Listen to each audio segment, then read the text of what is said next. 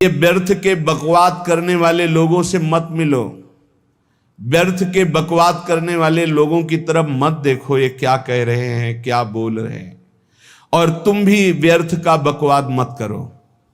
अपने समय को कीमती मान करके निरंतर प्रिया प्रीतम का नाम जप करो, उनके गुण लीला गाओ, उनकी सेवा में रहो। कभी प्रपंच की बातें, कभी प्रतिष्ठा का चिंतन, कभी नाना प्रकार के मान सम्मान का चिंतन, ये घुसने ना पावे हृदय में। बहुत सावधान रहना चाहिए साधक को। ऐसी बातें देखो मत, ऐसी बातें सुनो मत जिससे तुम्हारा हृदय उद्विग्न होकर प्रभु का चिंतन छोड़ दे। बंद करो अभी। अन्य लोगों के संग का त्याग कर दो, जो भगवत विमुख वार्ता करते हैं, संत निंदा करते हैं, दूसरों की निंदा करते हैं। कुछ हाथ नहीं लगता, ये लोग दुर्गति को प्राप्त होने वाले हैं। भक्तन निंदा अति बुरी भूल करे जिन कोय, किए सुकृत बहु जन्म के छिन में दारे खोए। पर निंदा के किए ते नहीं, आवत नहीं कछुआत, मूर्ख पर्वत पाप को ले चल अपने साथ। तो अलम कश्याप संगत्या, ऐसा संग मत करो जिनके पास बैठने से भक्त निंदा, जन निंदा, भगवत निंदा हो। ऐसे से दूर रहो। अलम बंद कर दो ऐसे लोगों का संग। रात दिन हम श्यामा श्याम का नाम जप करेंगे, श्यामा श्याम के लीला गुण गाएंगे, श्यामा श्याम के ही धाम का शोभा का चिंतन करेंगे। जब तुम अपना जीवन श्यामा श्याम के चरणों में न्यौछावर कर दोगे तो पूरा भार श्यामा श्याम ले लेंगे और तुम्हारे हृदय में मस्ती आ जाएगी। जो ऐसा निश्चयी होता है, दृढ़ निश्चयी, उसके अंदर दृढ़ विश्वास, तो उसके हर समय भगवान की स्फूर्ति होती रहती है। भारी प्रतिकूलता में भी भगवान का सानिध्य अनुभव होता है। वो अनुकूलता में तो भगवान के दुलार को देखता है, लेकिन प्रतिकूलता में भगवान की विशेष कृपा को देखता है। ये संयोग, ये वियोग, संसार की ये द्वंद्वमयी वृत्तियां भक्तों के हृदय में नहीं चुभती। आए की हुज्जत नहीं, गए की तलाश नहीं, क्योंकि नित्य संयोग भगवत स्मृति के प्रभाव से प्रभु का रहता है। शोक, विषाद बहुत ध्यान देने योग्य विषय है। तभी लोगों को ऐसा लगता है कि ऐसा कैसे हो सकता है। भक्त के चरित्रों को जब सुनते तो लगता है ऐसा कैसे हो सकता है, ऐसी परिस्थिति में भी ऐसा कैसे हो सकता है। क्योंकि तुम मानसिक बुद्धि से युक्त हो और वो भागवतिक स्थिति से युक्त है, इसलिए तुम उसको पार पा ही नहीं सकते। जब तुम अपना जीवन श्यामा श्याम के चरणों में समर्पित कर देते हो हृदय से, फिर उनकी कृपा से सब विघ्न दूर हो जाते, एक अपार मस्ती रहती है। नहीं तो शोक, विषाद, दुख, क्लेश, कष्ट, संताप, भय, उद्वेग, ये सदैव सताते रहते हैं। इसी से डिप्रेशन होता है। बार बार नकारात्मक चिंतन, शोक, विषाद, दुख, चिंता, क्लेश, संताप, भय, उद्वेग, यही पूरे मानसिक स्तर को नष्ट कर देते हैं। उत्साहहीन जीवन हो जाता है। जब तुम श्यामा श्याम को समर्पित हो जाते हो तो ये सब प्रवेश भी नहीं करते, एक अपार मस्ती बनी रहती है। अब क्या होगा? श्यामा श्याम जो करेंगे वही होगा। श्यामा श्याम पता नहीं कैसा करें, नहीं, वो सदैव मंगल भवन है, वो जो करते महामंगल होता है। यह निश्चय उपासक के हृदय में आ जाना चाहिए। इसलिए अपना सारा मन, सारी बुद्धि, सारा जीवन, प्रत्येक श्वास प्रभु को अर्पण कर दो। फिर देखो तुम निहाल हो जाओगे। दुख, शोक, विषाद, क्लेश, कष्ट, संताप, भय, उद्वेग, ये उसी को व्यापते हैं जिसने अपने जीवन को प्रभु के चरणों में अर्पित नहीं किया। इसलिए तुम अपना सारा मन सारी बुद्धि, सारा जीवन, प्रत्येक श्वास केवल प्रभु को अर्पित कर दो, फिर देख लेना श्वास कैसे अर्पित की जाती, राधा राधा राधा। बुद्धि कैसे अर्पित की जाती है, एकमात्र निश्चय कि भगवत सुख ही सुख है, ये जागतिक सुख सुख नहीं, ये दुख है, ये ऐसा दलदल है जिससे आज तक कोई नहीं निकल पाया। सारा मन, हम मन से केवल प्रभु का मनन करें, बार बार मन को संसार से हटा के नाम में, रूप में, लीला में, धाम में लगाएं। बहुत प्रसन्नता हो जाती है उस उपासक के हृदय में जो अपना मन बुद्धि प्रभु के चरणों में अर्पित कर देता। भगवान ने तो इसको बहुत उत्तम स्थिति बताया है कि मेरे से कभी वो अलग हो ही नहीं सकता यदि मन बुद्धि अर्पित कर दिया। मय्येव मन आधत्स्व मयि बुद्धिम निवेशय, तो निवशस्य मय्येव अत ऊर्ध्वं न संशया, बिल्कुल संशय नहीं, वो मेरे में ही निवास करेगा जिसने मन और बुद्धि अपनी मेरे में अर्पित कर दी।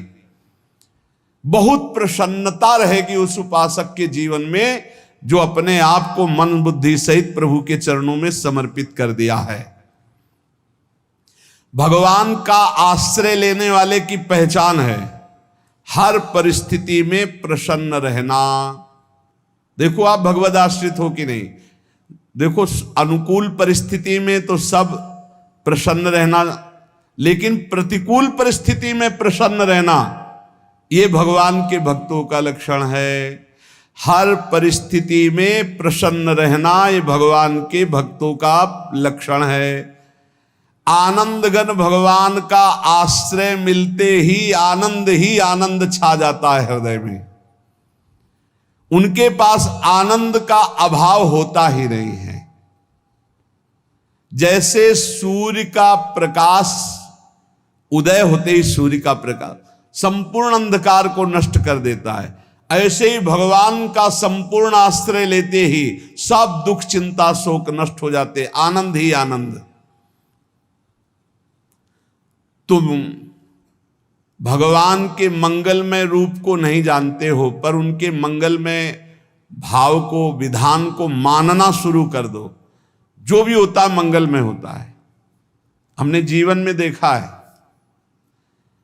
अगर इधर कोई बहुत बड़ा सुख दिया तो देर नहीं लगेगी, 24 घंटे नहीं व्यतीत होंगे और ऐसे दुख दे देंगे, जिससे दोनों का समान भाव रख करके ना दुख में तुम भूलो प्रभु को, ना सुख में फूलो, सीधे भगवत मार्ग में चल। पूरे जीवन की बात देखा है, भगवान के मंगल विधान में सदा सर्वदा सुख ही सुख है, इस बात को मान के प्रसन्न हो जाओ।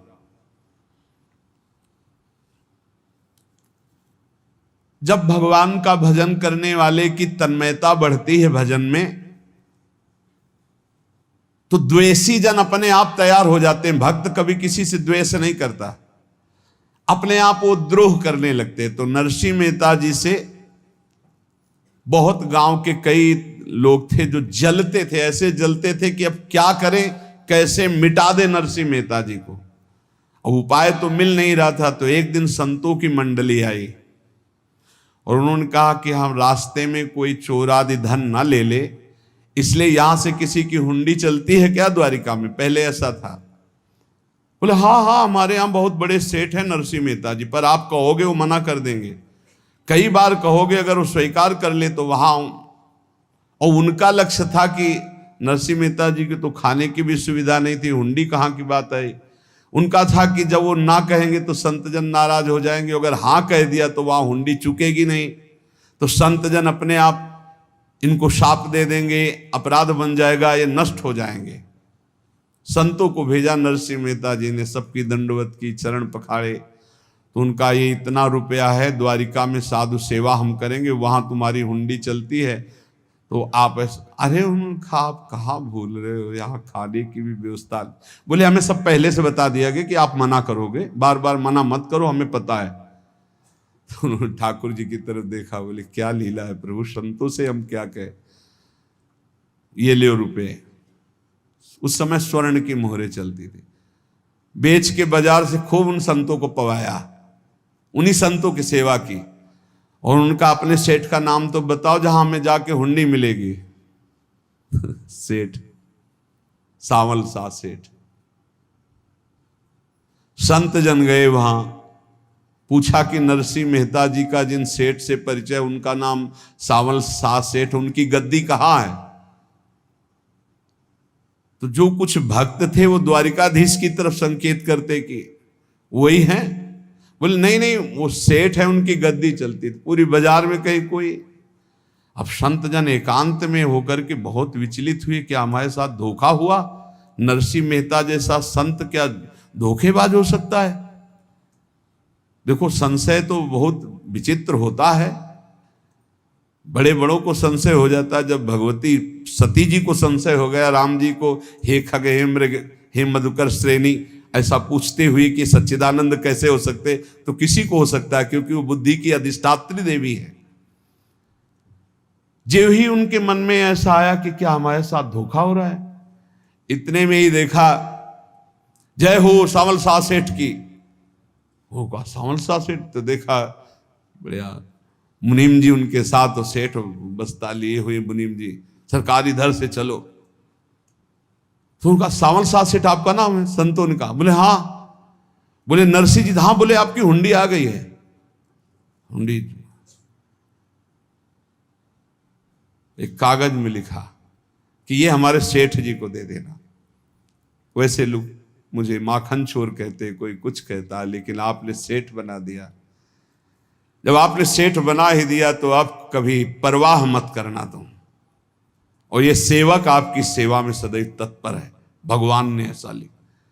जो भगवद आश्रित है, एक बार ये चलता रहता है, जो संत जन होते हैं उनके विरोधी अपने आप बन जाते हैं, किसी से कोई मतलब नहीं, अपने आप विरोधी बन जाते हैं। कबीरदास जी का पूरी काशी में यश था। भजन करने वाले महापुरुषों का यश बढ़ता है जब, तो जो भजनहीन होते हैं उनके हृदय में जलन पैदा हो जाती है, और वो उनको विविध प्रकार से फंसाना चाहते हैं, उनको कष्ट देना चाहते हैं। तो कबीरदास जी के यश को धूमिल करने के लिए कुछ ब्राह्मणों ने एक रचना रची। मूड़ मुड़ा के कबीरदास जी के शिष्य बन करके पूरी काशी के सब आश्रमों में निमंत्रण दे आए। कल भंडारा है, संत सेवा है, सबने स्वीकार किया। कबीरदास जी अपनी दिनचर्या करके निकले तो संत मंडली आने लगी। बोले कै बजे सेवा है? साधु सेवा। बोले कौन सी साधु सेवा? बोले कल आपके शिष्यजन निमंत्रण दे के आए, पूरी काशी के सब संत आ रहे हैं। कबीरदास जी ने कहा यहाँ तो एक की भी व्यवस्था नहीं, पूरी काशी के संत आ रहे। अच्छा, समझ में आ रहा है, लीला बिहारी तुम लीला करना चाहते हो। गए अपना निकल गए गंगा किनारे, एक झाऊ के नीचे बैठकर अपना भजन ध्यान में मगन है। 11-12 बजे तो उन्होंने देखा संतों की मंडली, अब काशी तो बहुत। कबीरदास जी ने देखा कि आश्रम की, तो बोले पता नहीं क्या होगा, चलो चलते हैं। तो ऐसे गमछा वस्त्र करके ऐसे डालकर मुंह ढक करके, वहां बड़ी बड़ी पंगत लगी थी। कबीरदास जी सबको पाओ जी पाओ। कबीरदास जी के रूप में स्वयं भगवान पाओ जी पाओ।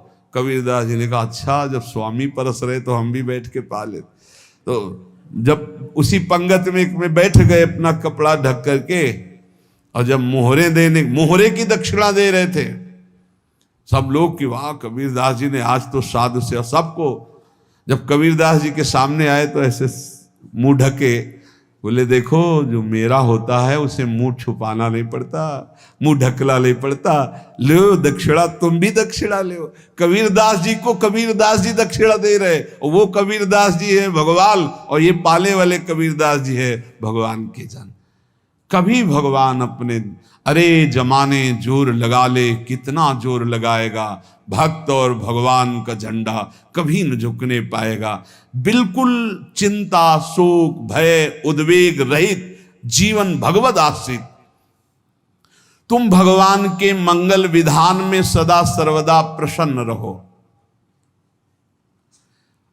अब ये विचार कर लो कि भगवान जो करेंगे तुम्हारा मंगल करेंगे।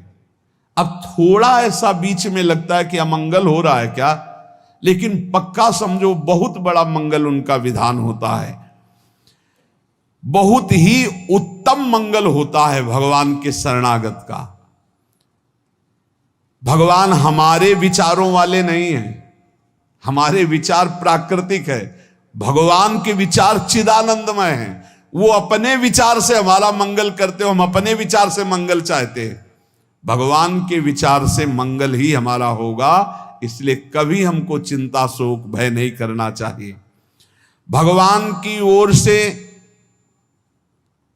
कभी तुम्हारे लिए ऐसा विधान नहीं होगा कि तुम दुखी हो जाओ, बस तुम्हारी सोच हो सकती है, उसका परिणाम बहुत मंगल होगा।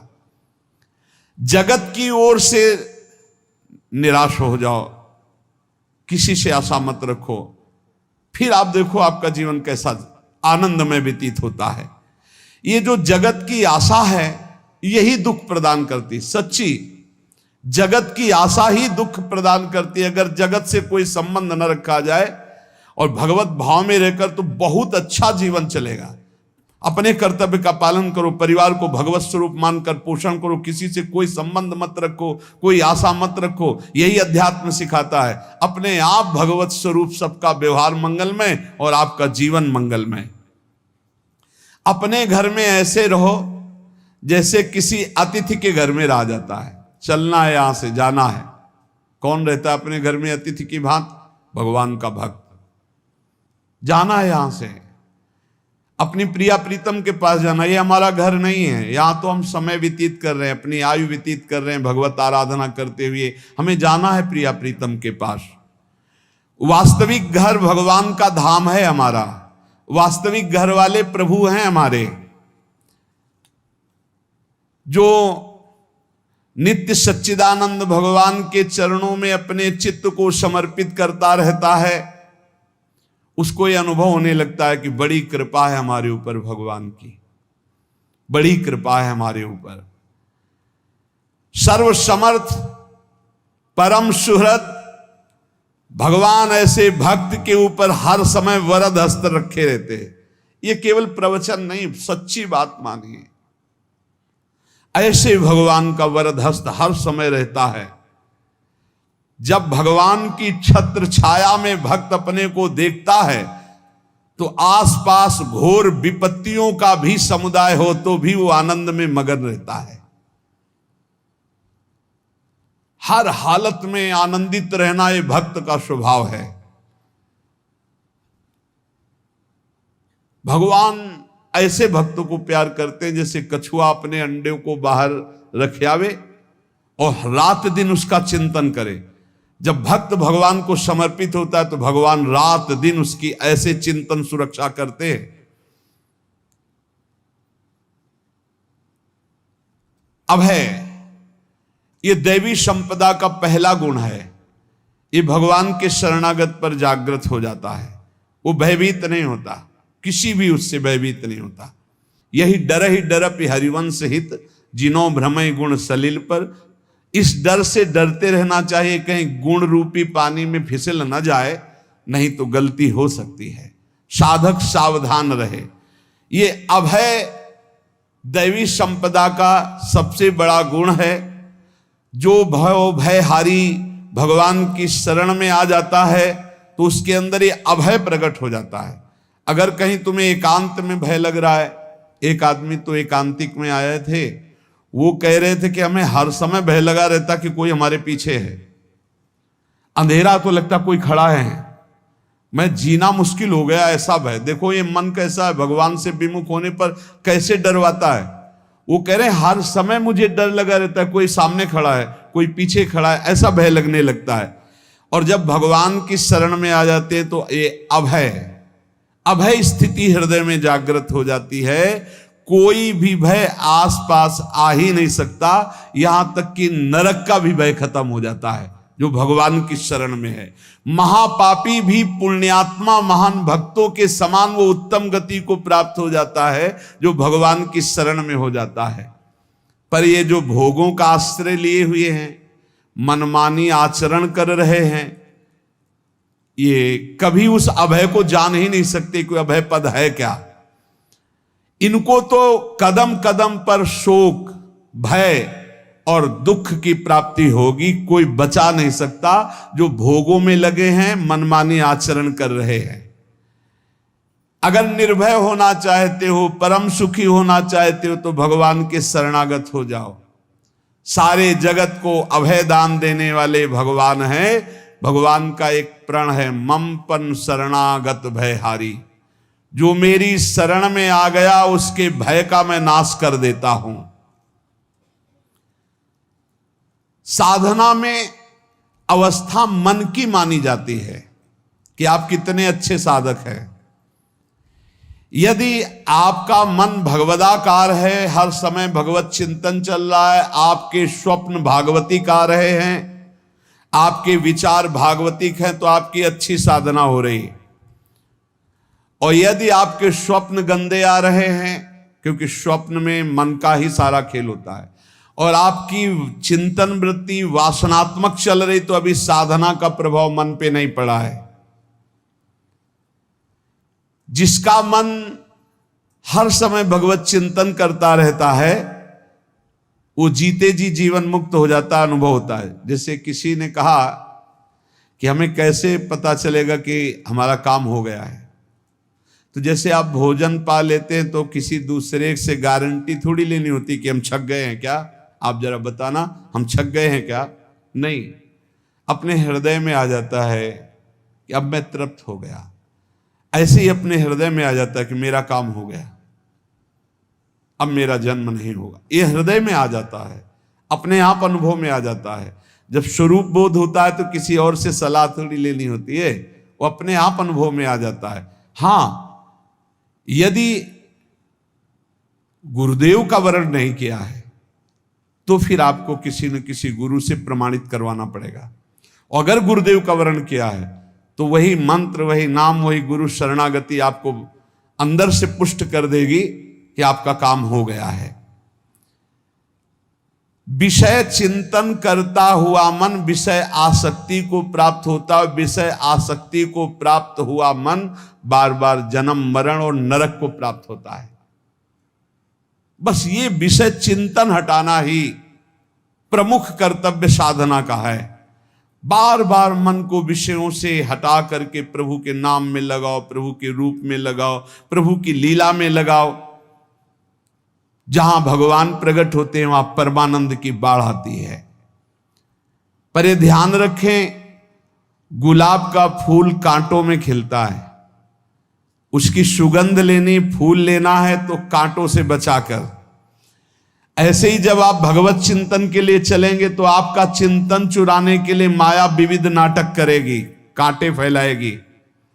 कोई तुम्हारी निंदा करेगा, कोई अपमान करेगा, कोई उपहास करेगा, तुम्हारी अव्यवस्था हो सकती है, तुम्हारी परिस्थिति बहुत भयावह हो सकती है। इन परिस्थितियों में भी भगवत चिंतन का तार ना टूटने पावे तो आगे गुलाब का फूल है।